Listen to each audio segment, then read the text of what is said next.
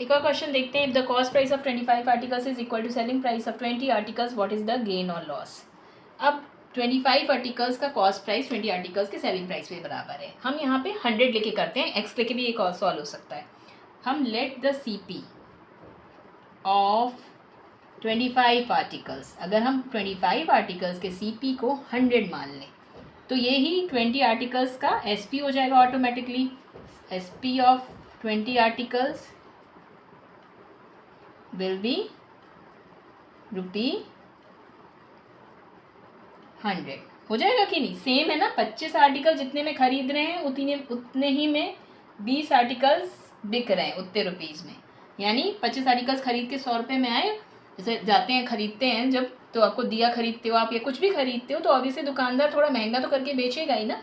तो खरीद के आता है जिस रेट में उसमें थोड़ी चलता है. वो 25 में खरीद के आएगा, 25 आर्टिकल्स खरीद आएगा. सपोज 25 दिए 100 रुपये खरीद के आए, वो आपको कहेगा 20 दिए ले लीजिए 100 रुपये के. तो 25 आर्टिकल्स 100 में खरीद के आए वो शॉपकीपर और आपको 20 देगा उसी दाम में 100 में. तो हम CP 1 आर्टिकल का और SP 1 आर्टिकल का निकालते हैं. CP 1 आर्टिकल का ऑब्वियसली 1 के लिए डिवाइड करेंगे तो ₹4 आएगा, और SP 1 के लिए डिवाइड करेंगे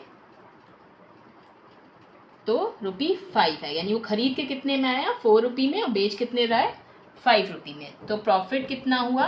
आप उसका SP माइनस CP प्रॉफिट हो रहा है तो SP में से CP माइनस हो रहा है.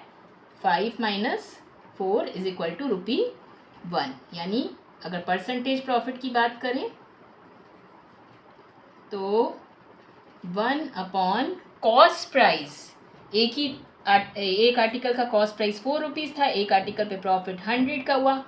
तो यानी परसेंटेज कितना आया? 25%.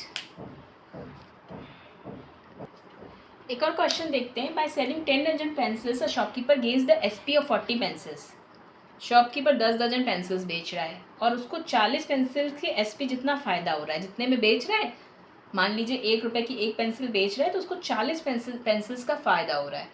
हमें बताना है कि उसका गेन और लॉस परसेंट कितना हुआ. अब इसको बहुत धीरे धीरे समझेंगे. हमको कुछ नेट करके चलना पड़ेगा. 10 डजन पेंसिल्स, पहले तो एक दर्जन में 12 होती हैं, तो 10 डजन में 10 इंटू 12 यानी 120 पेंसिल्स होंगी. और हम 120 पेंसिल्स का सेलिंग प्राइस, एक पेंसिल का सेलिंग प्राइस 1 रुपये मान लेते हैं और सेलिंग प्राइस 120 पेंसिल्स का लेट SP ऑफ 120 पेंसिल्स 120 रुपये मान लेते हैं. ठीक है, हमने 120 रुपये माना, यानी 1 रुपया एक पेंसिल का सेलिंग प्राइस. यहाँ से सेलिंग प्राइस ऑफ 1 पेंसिल 1 रुपये, ये हमने अज्यूम कर लिया. अब हमें प्रॉफिट कितना हुआ है? 40 पेंसिल्स का सेलिंग प्राइस, प्रॉफिट 40 रुपये. 1 रुपये का एक पेंसिल का सेलिंग प्राइस 1 रुपये, तो 40 पेंसिल्स का सेलिंग प्राइस 40 रुपये. ये हमारा प्रॉफिट हो गया, ये हमारा SP हो गया. अब CP क्या होगा इसमें? अगर हम वो अपना पहला वाला फॉर्मूला देखें, profit is equal to CP SP minus CP.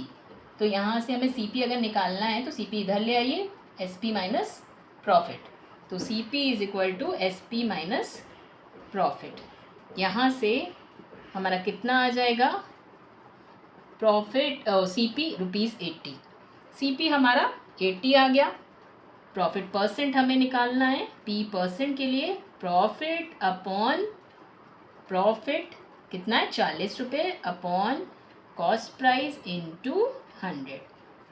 तो हमें क्या आ जाएगा आंसर इसका? 50%. आई होप एकदम क्लियर हो गया होगा. अभी और क्वेश्चंस प्रॉफिट एंड लॉस के आगे देखेंगे.